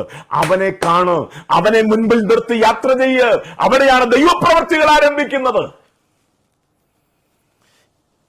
അമ്മച്ചി, ഈ ഹന്ന എന്ന് പറയുന്ന അമ്മച്ചിയെ ദൈവം ഓർത്തപ്പോൾ അവളുടെ അസാധ്യതകൾ സത്യമായി മാറുകയാണ്. ദൈവം ഓർത്താൽ ദൈവപ്രവർത്തികൾ വെളിപ്പെടും. ഉൽപ്പത്തി പുസ്തകം 8-ാം അധ്യായം 1-ാം വാക്യം വായിക്കുമ്പോ അവിടെ നോഹയെ ദൈവം ഓർത്തു. നോഹയെ ദൈവം ഓർത്തു. നമ്മളെപ്പോഴും പറയാറുണ്ട്, നോഹയുടെ കാലഘട്ടത്തെ പോലൊരു കാലഘട്ടമാണ് ഈ കാലഘട്ടം. എല്ലാ പ്രസംഗകരും പറയാറുണ്ട്. നോഹയുടെ കാലഘട്ടത്തെ കുറിച്ച് ഞാൻ പറയേണ്ട കാര്യമില്ല. ദൈവത്തെ മറന്ന് ജീവിക്കുന്ന ഒരു തലമുറയുടെ കാലഘട്ടം, ദൈവിക പ്രമാണങ്ങളെ തള്ളിക്കളഞ്ഞുകൊണ്ട് മത്സരികളായി ജീവിക്കുന്ന ഒരു കാലഘട്ടം, ആണിനോട് അവലക്ഷണമായി പെരുമാറുന്നു, പെണ്ണിനോട് അങ്ങനെയുള്ള ഒരു കാലഘട്ടം, മൃഗങ്ങളോടുകൂടെ മനുഷ്യൻ സഹിക്കുന്ന ഒരു കാലഘട്ടം, ജീവിതത്തിന്റെ അന്തസത്തയെ മുഴുവൻ നഷ്ടപ്പെടുത്തിക്കൊണ്ട് ധാർമ്മിക മൂല്യം മുഴുവൻ അപജയമായി മാറിക്കൊണ്ടിരിക്കുന്ന ഒരു കാലഘട്ടം. ആ കാലഘട്ടത്തിൽ ദൈവം ഈ നോഹയോട് സംസാരിക്കുകയാണ്. ജനത്തിന്റെ ഇടയിൽ ഒരു ന്യായവിധി വെളിപ്പെടുത്തുവാൻ പോകുന്നു. നീ അതിനെക്കുറിച്ച് പ്രസംഗിക്കണം. ഒരു മഴ വെളിപ്പെടാൻ പോകുന്നു, നീ അതിനെക്കുറിച്ച് പ്രസംഗിക്കണം. അന്ന് വരെ കണ്ടിട്ടില്ലാത്ത ഒരു കാര്യത്തെക്കുറിച്ച്, അന്ന് വരെ അറിഞ്ഞിട്ടില്ലാത്ത ഒരു കാര്യത്തെക്കുറിച്ച് ദൈവം പ്രസംഗിക്കാൻ പറയുമ്പോ പ്രസംഗിക്കുന്ന ഒരു നോഹയപ്പച്ചൻ കാലങ്ങൾ പ്രസംഗിച്ചു. അതിനനുസരിച്ച് ദൈവം പറഞ്ഞതുപോലെ പ്രവൃത്തിയും നടക്കുകയും ഒരു പട്ടണം പണിയുക. എന്നെ കേൾക്കുന്ന ദൈവത്തിലെ പിന്നീട് നമ്മൾ കാണുന്നത്, നാം വായിച്ച 8-ാം അധ്യായം 1-ാം വാക്യം, ദൈവം നോഹയെ പ്രശ്നം വന്നപ്പോൾ, പ്രതിസന്ധി വന്നപ്പോ, ന്യായവിധി വെളിപ്പെട്ടപ്പോ, മഴ പെയ്ത് വെള്ളം പൊങ്ങിയപ്പോ, സകലരും നഷ്ടപ്പെട്ടു പോയപ്പോ ദൈവം നോഹയെ ഓർത്തു. അവന്റെ കൂടെയുള്ള 7 പേരെയും ദൈവം ഓർത്തു. ആ 7 പേര് രക്ഷപ്പെട്ടു. ആ പെട്ടകത്തിൽ 8 പേർ രക്ഷപ്പെട്ടു. ആ 8 പേരിൽ 7 പേർ രക്ഷപ്പെടാൻ കാരണം ഈ ഒരു മനുഷ്യൻ ദൈവം പറഞ്ഞത് ഏറ്റുപറഞ്ഞതാ. ദൈവം പറഞ്ഞത് വിശ്വസിച്ചുകൊണ്ട് ഏറ്റുപറഞ്ഞു. എന്നെ കേൾക്കുന്ന ദൈവത്തിലെ രണ്ടാമത്തെ ദൂത് പരിശുദ്ധാത്മാവ് പറയുകയാണ്. ഒന്ന്, ഹന്നയോടുള്ള ബന്ധത്തിൽ ദൈവത്തിന്റെ ആത്മാവ് പറയുന്ന കാര്യം, ദൈവിക വിഷയങ്ങളെ മുൻപിൽ വെക്കുക, ദൈവത്തെ മുൻപിൽ നിർത്തി യാത്ര ചെയ്യുക. ദൈവം നിന്നെ ഓർക്കും, നിനക്ക് വേണ്ടി പ്രവർത്തിക്കും. 2, ദൈവം നിന്നോട് എന്ത് പറഞ്ഞോ അത് വിശ്വസിച്ച് ഏറ്റുപറയുക. അതിനനുസരിച്ച് നീ ജീവിക്കുക, നീ പ്രവർത്തിക്കുക. ദൈവം ഓർക്കേണ്ട സമയത്ത് ദൈവം നിന്നെ ഓർക്കും. ദൈവം പറഞ്ഞു സങ്കീർത്തനത്തിൽ എളിയവനെ ആദരിക്കുന്ന മനുഷ്യൻ ഭാഗ്യവാൻ. അനർത്ഥ ദിവസത്തിൽ ദൈവം അവനെ വിടുവിക്കും. ദൈവം പറഞ്ഞ കാര്യമാണ്. ദൈവം ഇതിൽ ഞാനും നീയും അനുസരിക്കേണ്ട കാര്യമാണ്. നിന്നേക്കാൾ താണു നിൽക്കുന്നവനെ, നമ്മളെക്കാൾ ഒരുപടി താണു നിൽക്കുന്നുവെന്ന് നമുക്ക് ബോധ്യമുള്ളവനെ നീ എന്ത് ചെയ്യണം? സഹായിക്കണം. നീ അവനെ ഉയർത്തുവാൻ ശ്രമിക്കണം. നിന്റെ കരങ്ങളിലുള്ളത് അവന് കൊടുക്കുവാൻ ശ്രമിക്കണം. അങ്ങനെ ചെയ്താൽ അനർത്ഥ ദിവസത്തിൽ ദൈവം നിന്നെ ഓർക്കും. ഞാൻ ആ വേദഭാഗം എടുത്ത് സംസാരിക്കണമെന്നൊക്കെ സമയമില്ലാത്തവർ ഞാൻ ആ ഭാഗം വിടുകയാണ്. അനർത്ഥ ദിവസത്തിൽ ദൈവം നിന്നെ ഓർക്കും. അവൻ നിന്നെ സഹായിക്കും, നിന്നെ വിടുവിക്കും. രോഗശീലം അവൻ നിന്നെ താങ്ങും. നിന്റെ കിടക്കെ അവൻ മാറ്റി വിരിക്കും. ശത്രുക്കളുടെ ഇഷ്ടത്തിന് നിന്നെ അവൻ ഏൽപ്പിച്ചു കൊടുക്കത്തില്ല. ഒത്തിരി കാര്യങ്ങളുണ്ട്. അപ്പൊ ദൈവം പറഞ്ഞത് ചെയ്യുക എന്നുള്ളതാണ്. ഇവിടെ നോഹ എന്താ ചെയ്തത്? നോഹ പ്രസംഗിക്കാൻ തുടങ്ങി. അവൻ കണ്ടിട്ടില്ല, അവൻ കേട്ടിട്ടില്ല, അങ്ങനെ ഒരു പഴയ ചരിത്രം ഉണ്ടായിട്ടില്ല. പക്ഷെ ദൈവം പറഞ്ഞു, അതാണ് അവന്റെ വിഷയം. എന്നെ കേൾക്കുന്ന ഇതിൽ അവൻ പറഞ്ഞത് ആരും കേട്ടില്ല, ആരും ഏറ്റെടുത്തില്ല. പക്ഷെ അവൻ പറഞ്ഞുകൊണ്ടേയിരുന്നു, അവൻ പ്രസംഗിച്ചുകൊണ്ടേയിരുന്നു. ദൈവം എന്തു പറയുന്നു, ദൈവം നിന്നോട് സംസാരിക്കുന്നുണ്ടെങ്കിൽ വിശ്വസിക്കണം, അത് ഏറ്റെടുക്കണം. അതുകൊണ്ട് പൗലോസ് തെസ്സലോനിക്ക സഭയെ കുറിച്ച് പറയുന്നത്, തെസ്സലോനിക്കരെ കുറിച്ച് പറയുന്നത്, ഞങ്ങൾ നിങ്ങളോട് സംസാരിച്ച വചനം അത് മനുഷ്യന്റെ വചനമായിട്ടല്ല നിങ്ങൾ സ്വീകരിച്ചത്, സാക്ഷാൽ ദൈവത്തിന്റെ വചനമായിട്ട് തന്നെ നിങ്ങൾ അത് വിശ്വസിച്ച് അത് ഏറ്റെടുത്ത് കൈക്കൊണ്ടതിനാൽ നിങ്ങൾക്ക് വേണ്ടി ആ വചനം പ്രവർത്തിക്കും. എന്നെ കേൾക്കുന്ന ഇതിൽ ദൈവത്തിന്റെ ആത്മാവ് സംസാരിക്കുന്നത് നിങ്ങൾ ഹൃദയത്തിനകത്ത് വിശ്വാസമാക്കി മാറ്റണം. നിങ്ങളത് വാഗുണ്ട് പറയണം, വാഗുണ്ട് പറയണം. 91 സങ്കീർത്തനത്തിൽ അതാ കണ്ടത്. ദൈവസാന്നിധ്യത്തോട് കൂടെ നടന്ന മോശ പറയുകയാണ്, എഴുതുകയാണ്, അത്യുന്നതന്റെ മറവിൽ വസിക്കുകയും സർവശക്തന്റെ നെടുങ്കീഴിൽ പാർക്കുകയും ചെയ്യുന്നവൻ യഹോവയെ കുറിച്ച് അവൻ എന്റെ സങ്കേതവും കോട്ടയും ഞാൻ ആശ്രയിക്കുന്ന എന്റെ ദൈവവും എന്ന് ഞാൻ പറയുന്നു. നീ നിന്റെ ദൈവത്തെ കുറിച്ച് പറയണം, ദൈവം പറഞ്ഞത് പറയണം. അങ്ങനെ പറഞ്ഞാൽ അടുത്ത വാക്യം ഇങ്ങനെയാണ്, അവൻ നിന്നെ വേട്ടക്കാരന്റെ കെണിയിൽ നിന്നും നാശകരമായ മഹാമാരിയിൽ നിന്നും രക്ഷിക്കും. വേട്ടക്കാരനൊരു കെണിയുണ്ട്, ഓർത്തോണം. ദൈവവൈതലേ, നിന്നെ കുടുക്കുവാൻ ശ്രമിക്കുന്ന ചിലർക്ക് അവർ വെക്കുന്ന ചില കെണികളുണ്ട്. അതാണ് വേട്ടക്കാരന്റെ കെണി. ആരുടെ കൂടെ നടക്കുന്ന? അത്യുന്നതന്റെ മറവിൽ സർവശക്തന്റെ നെടുങ്കീഴിൽ പാർക്കുന്നവൻ അവനെ കുടിക്കുവാൻ വേട്ടക്കാരൻ വെക്കുന്ന കെണിയിൽ നിന്ന് ദൈവം അവനെ രക്ഷിക്കുമെന്നാ പറഞ്ഞതർത്ഥം. അവൻ നിന്നെ, ആരാ? അത്യുന്നതൻ. ആരാ? സർവശക്തൻ. അവൻ നിന്നെ വേട്ടക്കാരന്റെ കെണിയിൽ നിന്നും നാശകരമായ മഹാമാരിയിൽ നിന്നും വിടുവിക്കും. അവൻ തന്നെ തൂമലുകൾ കൊണ്ട് നിന്നെ മറയ്ക്കും. നിന്റെ വശത്ത് 1000 പേരോ വലതുഭാഗത്ത് 10,000 പേരെ വീട്ടെങ്കിലും അവൻ നിന്നോട് അടുക്കുകയില്ല. രാത്രിയിലെ ഭയത്തെയും പകൽ പറക്കുന്ന അസ്ത്രത്തെയും ഇരുട്ടിൽ സഞ്ചരിക്കുന്ന സംഹാരയും ഉച്ചയ്ക്കുന്ന സംഹാരയും നിനക്ക് ഭയപ്പെടാനില്ല. നിന്റെ വശത്ത് 1000 പേരും വലതുഭാഗത്ത് 10,000 പേരും വീഴും, എങ്കിലും അവൻ നിന്നോട്, കാര്യമെന്താ? നീ അവന്റെ തൂവലുകൾ കൊണ്ട് അവൻ നിന്നെ മറയ്ക്കും. അപ്പോ ആ ഭാഗത്ത് പറഞ്ഞിരിക്കുന്ന കാര്യമുണ്ട്, ദൈവത്തെ കുറിച്ച് സംസാരിക്കുകയാ. ദൈവത്തോടു കൂടെ നടക്കുന്നവൻ, ദൈവസാന്നിധ്യം അനുഭവിക്കുന്നവൻ ദൈവത്തെ കുറിച്ച് സംസാരിക്കണം, ദൈവം പറഞ്ഞത് സംസാരിക്കണം. ഇവിടെ നോഹ ചെയ്തത് അതാണ്. ആരും കേൾക്കുന്നില്ല, ആരും മനസ്സിലാക്കുന്നില്ല. എന്നെ കേൾക്കുന്ന ദൈവം ഇതിൽ ആരും കേൾക്കുന്നില്ലെങ്കിലും, നീ പറയുന്നത് പോലെ ആരും ജീവിക്കുന്നില്ലെങ്കിലും നീ പറഞ്ഞുകൊണ്ടിരിക്കണം. നോഹ തന്റെ വീട്ടിൽ പ്രസംഗിച്ച് കാണും, നോഹ സഭയിൽ പ്രസംഗിച്ച് കാണും, സോബൻ ദേശത്ത് പ്രസംഗിച്ച് കാണും. പക്ഷേ ആര് ഏറ്റെടുത്താലും ഇല്ലെങ്കിലും നീ ദൈവം പറയുന്നത് പറഞ്ഞു നടന്നാൽ, ദൈവം നിന്നോട് പ്രോമിസ് ചെയ്തത് പറഞ്ഞു നടന്നാൽ, ദൈവം തന്ന വാഗ്ദത്തങ്ങൾ പറഞ്ഞു നടന്നാൽ, നീ പറഞ്ഞതിനെ നിവർത്തിക്കാൻ ദൈവം ഒരു ദിവസം നിനക്ക് വേണ്ടി ഇറങ്ങി വരും. നോഹയുടെ പുസ്തകം അതാ പഠിപ്പിക്കുന്നത്, നോഹയുടെ ചരിത്രം അതാ പഠിപ്പിക്കുന്നത്. നോഹ പറഞ്ഞത് ആരും വിശ്വസിച്ചില്ലെങ്കിലും ആരും ഏറ്റെടുത്തില്ലെങ്കിലും നോഹ അത് പ്രസംഗിച്ചുകൊണ്ട് നടന്നപ്പോൾ എന്താ സംഭവിച്ചത്? നോഹ പ്രസംഗിച്ചതിനെ നിവർത്തിക്കുവാൻ, നോഹ പറഞ്ഞതുപോലെ പ്രവർത്തിക്കാൻ ദൈവം ഒരു ദിവസം ദൈവം ഇറങ്ങി വരികയാണ്. ദേശത്ത് മഴ പെയ്യാൻ തുടങ്ങി. അതല്ലേ നോഹ പ്രസംഗിച്ചത്? അതല്ലേ ദൈവം നോഹയോട് പറഞ്ഞത്? വെള്ളം പൊങ്ങി സകലരും നഷ്ടപ്പെട്ടുകൊണ്ടിരിക്കുമ്പോൾ പുസ്തകം പറയുന്നു, ദൈവം നോഹയെ ഓർത്തു, അവന്റെ കൂടെയുള്ളവരെയും ഓർത്തു. ഇന്ന് പകൽ നിന്റെ പ്രതിസന്ധിയിൽ ദൈവം നിന്നെ ഓർക്കണമെങ്കിൽ നീ ദൈവം പറഞ്ഞത് പറയണം, ദൈവം പറഞ്ഞതുപോലെ ജീവിക്കണം. ഞാൻ ആ ഭാഗം വിടുകയാണ്. അവസാനമായിട്ട് നമുക്കറിയാം, ഒരു പ്രാർത്ഥനയാണ്. പ്രാർത്ഥനയ്ക്ക് മുൻപ് ദൈവത്തിന്റെ പരിശുദ്ധ ദൂത് ഞാൻ പറയട്ടെ. പഴയ നിയമ ഭക്തന്മാരെയൊക്കെ നിങ്ങൾ ഓർത്താട്ട് പ്രശ്നങ്ങളിലൊക്കെ ദൈവം അവരെ ഓർക്കുന്നതായിട്ട് നമുക്ക് കാണാൻ കഴിയും. അബ്രഹാമിന്റെ സന്തതി ഇസഹാക്ക്, അബ്രഹാമിന്റെ കാലശേഷം ഇസഹാക്ക് അബ്രഹാമിന്റെ കാലത്തെ പോലെ ഒരു ക്ഷാമം ഇസഹാക്ക് പാർക്കുന്നിടത്തുണ്ടായതായിട്ട് രേഖപ്പെടുത്തിയിട്ടുണ്ട് ഉൽപ്പത്തി പുസ്തകത്തിൽ. അവിടെ കൊടുത്തിരിക്കുന്നത് എങ്ങനെയാണ്? അബ്രഹാമിന്റെ കാലത്തെ പോലെ ഒരു ക്ഷാമം ഇസഹാക്ക് പാർക്കുന്നിടത്തുണ്ടായി. ആ സമയത്ത് എല്ലാവരും അവിടുന്ന് പുറപ്പെട്ട് അടുത്ത സ്ഥലത്തേക്ക് മിസ്രൈമിലേക്ക് പോകാൻ പോയി യാത്ര തുടങ്ങിയപ്പോ ദൈവം പെട്ടെന്ന് ഇസ്ഹാക്കിന്റെ മുമ്പിലേക്ക് ഇറങ്ങി വന്നിട്ട് പറഞ്ഞു, ഇസ്ഹാക്കേ, നീ പോകണ്ട, നീ ഇവിടെ തന്നെ പാർത്തു.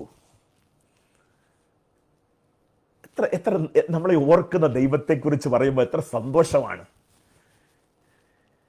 പ്രതിസന്ധിയിൽ നമ്മളെ ഓർക്കുന്ന ഒരു ദൈവം, പ്രശ്നങ്ങളുടെ നടുവിൽ നമ്മളെ ഓർക്കുന്ന ഒരു ദൈവം,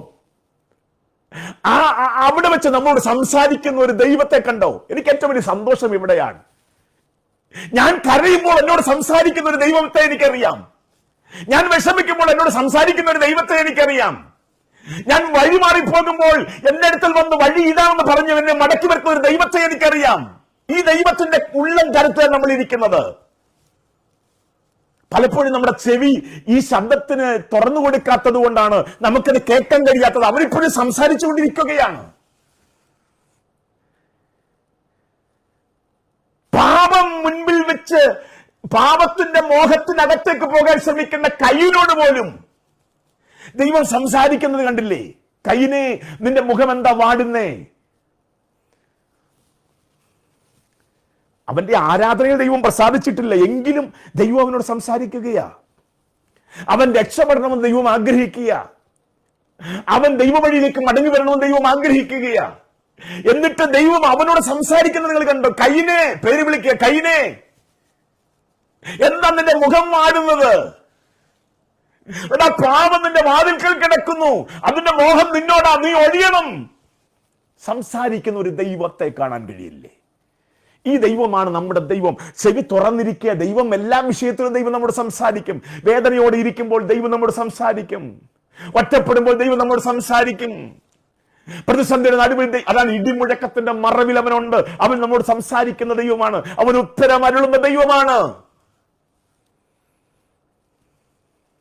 ഇവിടെ നിങ്ങൾ ശ്രദ്ധിച്ചാട്ടെ, ഈ ഇസ്ഹാക്ക് അബ്രഹാമിന്റെ അപ്പന്റെ കാലത്ത് ക്ഷാമം പോലെ ഒരു ക്ഷാമത്തിനകത്ത് അകപ്പെട്ടപ്പോൾ അവന്റെ കൂടെ ഉണ്ടായിരുന്നവരെല്ലാവരും അടുത്ത സ്ഥലത്തേക്ക് യാത്ര ചെയ്യുമ്പോൾ ദൈവം ഇറങ്ങി വന്നിട്ട് ഒരു ഉപവാസ പ്രാർത്ഥനയുടെ നടുവിലല്ല, തെറ്റിദ്ധരിക്കപ്പെടരുത്, ഒരു ഉപവാസ പ്രാർത്ഥനയുടെ നടുവിലല്ല, ഒരു പ്രവാചകനെ ദൈവം അയച്ചല്ല സംസാരിച്ചത്. ദൈവം നേരിട്ട് അവനോട് സംസാരിക്കുകയാണ്, ഇസ്ഹാക്കേ, നീ ഇവിടെ വിടണ്ട, നീ ഇവിടെ തന്നെ പാർത്തു. ഒരു കാലത്ത് അപ്പനെ അനുസരിച്ച, സ്വന്തം അപ്പനെ അബ്രഹാമിനെ അനുസരിച്ച മകനാണ് ഈ ഇസ്ഹാക്ക്. അപ്പനെ അനുസരിക്കുന്നവനോട് ദൈവം സംസാരിക്കും. മാതാപിതാക്കന്മാരെ അനുസരിക്കാൻ തലമുറകൾ തയ്യാറായാൽ ആ തലമുറയുടെ പ്രതിസന്ധിയുടെ ഘട്ടങ്ങൾ ദൈവം തലമുറയോട് സംസാരിക്കും. എന്നെ പഠിപ്പിച്ച പാഠം അതാണ്. മാതാപിതാക്കന്മാരെ ബഹുമാനിക്കണം, അനുസരിക്കണം. കാരണം അത് നിന്നോട് സംസാരിക്കുവാനുള്ള മുഖാന്തരമാക്കി ദൈവം മാറ്റും. നിന്റെ പ്രതിസന്ധിയിൽ, തലമുറയെ നിന്റെ പ്രതിസന്ധിയിൽ നിന്നോട് സംസാരിക്കുവാനുള്ള മുഖാന്തരമാക്കി ദൈവം അത് മാറ്റും. 17 വയസ്സുള്ളപ്പോ അപ്പാ, തീയുണ്ട്, വിറകുണ്ട്, കത്തിയുണ്ട്, യാഗമൃഗം എവിടെയെന്ന് ചോദിച്ചപ്പോ അപ്പം പറഞ്ഞു, ദൈവം കരുതിക്കൊള്ളും. പക്ഷേ മലയുടെ മുകളിൽ വന്നപ്പോഴാണ് അവന് മനസ്സിലായത് ദൈവം കരുതിയത് തന്നെയാണ്. അപ്പം പറഞ്ഞു, കേറിക്കിടക്കാൻ പറഞ്ഞു, വിറകടുക്കിയിട്ട് കേറിക്കിടക്കാൻ പറഞ്ഞപ്പോൾ കേറിക്കിടന്ന മകനാണ് ഇസ്ഹാക്ക്. അപ്പനെ അനുസരിച്ച മകനാണ് ഇസ്ഹാക്ക്.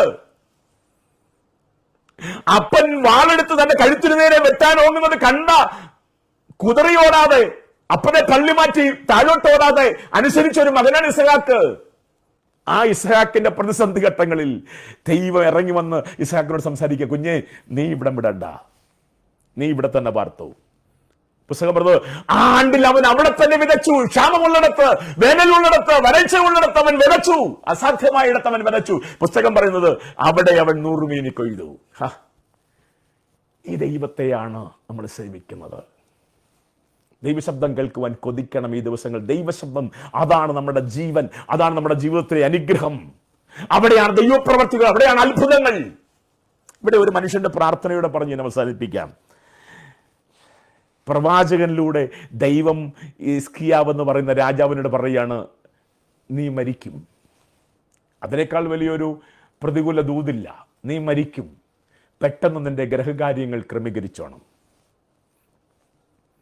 ആ വാക്കിന് മുൻപിൽ പെട്ടെന്ന് പതറിപ്പോയി, വേദനയായി. പറഞ്ഞ പ്രവാചകൻ മടങ്ങിപ്പോയപ്പോ അവൻ പെട്ടെന്ന് ദൈവസന്നിധിയിൽ ചുമരിനോട് മുഖം തിരിച്ച് ഒരു പ്രാർത്ഥന പ്രാർത്ഥിച്ചു. അയ്യോ യഹോവേ, ഞാൻ വിശ്വസ്തയോടും ഏകാഗ്ര ഹൃദയത്തോടും കൂടെ തിരുമുമ്പിൽ നടന്ന് നിനക്ക് പ്രസാദമായുള്ളത് ചെയ്തത് നീ എന്നോർക്കണമേ. അവൻ ഓർമ്മിപ്പിക്കുവാൻ ചിലതുണ്ട്. എന്നെ കേൾക്കുന്ന ദൈവം, ഇതിലെ ഞാൻ അവസാനമായി ദൂത് പറഞ്ഞ് അവസാനിപ്പിക്കാം. ദൈവസന്നിധിയിൽ ഓർമ്മിപ്പിക്കുവാൻ ചില കാര്യങ്ങൾ ഉണ്ടാകണം. ഇവിടെ അവൻ പറയുന്നൊരു കാര്യമുണ്ട്, ഞാൻ ഏകാഗ്രതയോടും, അവിടെ എങ്ങനെ കൊടുത്തിരിക്കുന്നത്, ഞാൻ ഏകാഗ്രതയോടും വിശ്വസ്തയോടും കൂടെ, ഞാൻ വിശ്വസ്തയോടും ഏകാഗ്രഹൃദയത്തോടും കൂടെ നിന്റെ മുൻപാകെ നടന്ന് നിനക്ക് പ്രസാദമായത് ചെയ്തത് നീ ഓർക്കണം. എന്തായിരുന്നു അവൻ പ്രസാദമായി ചെയ്തത്? ദിനവൃത്താന്ത പുസ്തകം നമ്മൾ വായിച്ചാൽ 20-ാം അധ്യായം വായിച്ചാൽ മനസ്സിലാകും. അവൻ ആലയത്തിന്റെ വാതിൽ തുറന്നു. ആലയത്തിനകത്ത് ധൂപം കാട്ടുവാനുള്ള ക്രമീകരണങ്ങൾ അവൻ ചെയ്തു. ആലയത്തിനകത്തെ വിളക്കവൻ കത്തിച്ചു. പിന്നീട് പുസ്തകത്തിന്റെ അവസാനമായി ഭാഗം വായിക്കുമ്പോൾ അവൻ ആലയത്തിലെ ആരാധന യഥാസ്ഥാനത്താക്കി. എന്നെ കേൾക്കുന്ന വിധത്തിലെ ഇതാണ് പുതിയ നിയമ ആലയം, നമ്മുടെ ശരീരമാണ്. ഈ ആലയത്തിന്റെ വാതിൽ തുറക്കണം. ആർക്കു വേണ്ടി? ദൈവത്തിന് വേണ്ടി. ആലയത്തിനകത്ത് ധൂപമുണ്ടാകണം. ധൂപം അത് വിശുദ്ധന്മാരുടെ പ്രാർത്ഥനയുണ്ടാകണം. ആലയത്തിനകത്ത് വിളക്ക് കത്തിയിരിക്കണം. മറ്റുള്ളവർക്ക് കാണത്തക്കവണ്ണം പ്രകാശം കൊടുക്കുന്നവരായി നമ്മൾ മാറണം. ആലയത്തിന്റെ ആരാധന യഥാസ്ഥാനപ്പെടണം. ദൈവത്തിന് മഹത്വം കൊടുക്കുന്ന ഒരു ആരാധന ആലയമായി നമ്മുടെ ജീവിതം മാറണം. അങ്ങനെയാണെങ്കിൽ പുസ്തകം പറയുന്നു, ഈ വാക്ക് ദൈവമേ ഓർക്കണമേ എന്ന് പറഞ്ഞ് നിർത്തിയപ്പോൾ ദൈവം ആരിലൂടെയാണോ പ്രതികൂലമായ ഒരു ദൂത് അറിയിച്ചത് അവനെ തിരിച്ചു കൊണ്ടുവന്നിട്ട് പറയുകയാണ്, ഇല്ല, നീ ഇപ്പോൾ മരിക്കില്ല, 15 സംവത്സരം കൂടെ നിനക്ക് ആയുസ് നീട്ടി തന്നിരിക്കുന്നു. ദൈവപ്രവൃത്തി വെളിപ്പെടുന്ന നിമിഷങ്ങൾ നിങ്ങൾ ശ്രദ്ധിക്കണം. ദൈവം ഓർക്കുമ്പോഴൊക്കെ ദൈവപ്രവൃത്തികൾ നമ്മളിൽ വെളിപ്പെടും. ഞാൻ എൻ്റെ വാക്കുകളെ അവസാനിപ്പിക്കുകയാണ്. നമ്മുടെ ആലയത്തിലെ ആരാധന യഥാസ്ഥാനപ്പെടണം. മഹത്വം എപ്പോഴും ദൈവത്തിന് കൊടുക്കുന്നവരായി മാറണം. നമ്മുടെ അകത്ത് ദൈവത്തെ എപ്പോഴും മുൻപിൽ നിർത്തുന്നവരായി മാറണം. എപ്പോഴും പ്രാർത്ഥനയുടെ ബന്ധം ദൈവവുമായിട്ട് സംസാരിക്കുന്ന ഒരു ബന്ധം നമുക്കുണ്ടാകണം. നമ്മളെ മറ്റുള്ളവർ കാണുമ്പോൾ ദൈവത്തെ കാണുന്നത് പോലെ, യേശുവിനെ തിരിച്ചറിയുന്നത് പോലെ, അവന്റെ സ്നേഹത്തെ തിരിച്ചറിയുന്നത് പോലെയുള്ള അനുഭവങ്ങൾ നമ്മൾ പങ്കുവെക്കുന്നവരായി മാറണം. മലമേലിരിക്കുന്ന പട്ടണം മറഞ്ഞിരിക്കാൻ പാടില്ല. വിളക്ക് കത്തിച്ച് പറയും കീഴിലല്ല തണ്ടിന്മേൽ എത്ര എന്ന് പറഞ്ഞതുപോലെ നമ്മളിലെ പ്രകാശം മറ്റുള്ളവർ അനുഭവിക്കുന്ന അനുഭവങ്ങളാക്കി ദൈവം മാറ്റണം. അതിന് നമ്മൾ പ്രകാശങ്ങളായി മാറണം. കണ്ണുകളെ അടയ്ക്കാം. ദൈവം നമ്മളെ ഓർക്കുന്ന ദൈവമാണ്.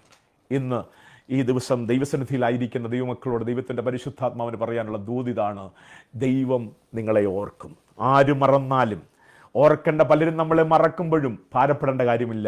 നമ്മളെ ഓർക്കുന്ന ഒരു നല്ല ദൈവത്തിന്റെ മുൻപിലാണ് നമ്മളായിരിക്കുന്നത്.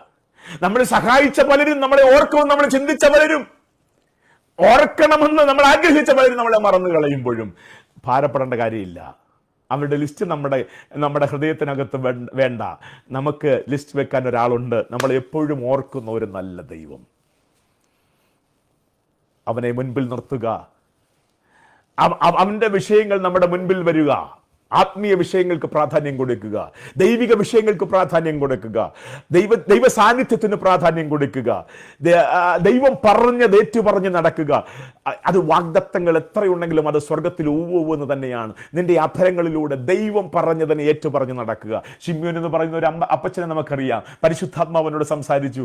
അവരോട് പറഞ്ഞത്, നിന്റെ പ്രാർത്ഥിക്കുന്നതിന് പ്രാർത്ഥനയുണ്ടല്ലോ, ഇസ്രായേലിന്റെ ആളുടെ രക്ഷകനെ കാണാനുള്ള പ്രാർത്ഥനയുണ്ടല്ലോ, ആ പ്രാർത്ഥനയുടെ മറുപടി കാണാതെ നീ മരിക്കില്ല. അന്ന് മുതൽ പുസ്തകം പറയുന്നവൻ ആത്മനിയോഗത്തോടെ നടക്കുകയാണ്. ദൈവത്തിന്റെ ആത്മാവ് അവനോട് എന്ത് സംസാരിച്ചു അത് ഏറ്റെടുത്ത് വിശ്വസിച്ച് അത് ഏറ്റുപറഞ്ഞുകൊണ്ട് നടക്കുന്നവൻ ആത്മനിയോഗത്തോടെ നടക്കുന്നവനാണ്. അവനെ പരിശുദ്ധാത്മാവ് തന്നെ വാഗ്ദത്ത ദേശത്ത് കൊണ്ടില്ലും വാഗ്ദത്തം എടുത്ത് കരങ്ങളിൽ തരും. അതുകൊണ്ട് ഇന്ന് എന്നെ കേൾക്കുന്ന ദൈവത്തോട് ഞാൻ സംസാരിച്ച് അവസാനിപ്പിക്കട്ടെ. ദൈവം എന്ത് പറയുന്നു അത് ഹൃദയത്തിൽ വഹിച്ച് അത് ഏറ്റെടുത്ത് സംസാരിച്ചുകൊണ്ട് നടക്കുക. മുൻപിൽ പ്രതികൂലങ്ങളെയല്ല, പ്രശ്നങ്ങളെയല്ല, ആ പ്രതിസന്ധികളെയല്ല മുൻപിൽ വെക്കേണ്ടത്. നിന്റെ ദൈവത്തെ മുൻപിൽ വെച്ചുകൊണ്ട് നടക്കുക. ദൈവത്തിന്റെ വിഷയങ്ങളെ മുൻപിൽ വെച്ചുകൊണ്ട് നടക്കുക. ദൈവം നിന്നെ ഓർക്കുന്നിടത്തെല്ലാം ദൈവപ്രവർത്തികൾ വെളിപ്പെടും. കണ്ണുകളെ അടയ്ക്കാം, എല്ലാ കണ്ണുകളും അടച്ചാട. ഞാൻ നിങ്ങൾക്ക് വേണ്ടി പ്രാർത്ഥിക്കാൻ പോകുക.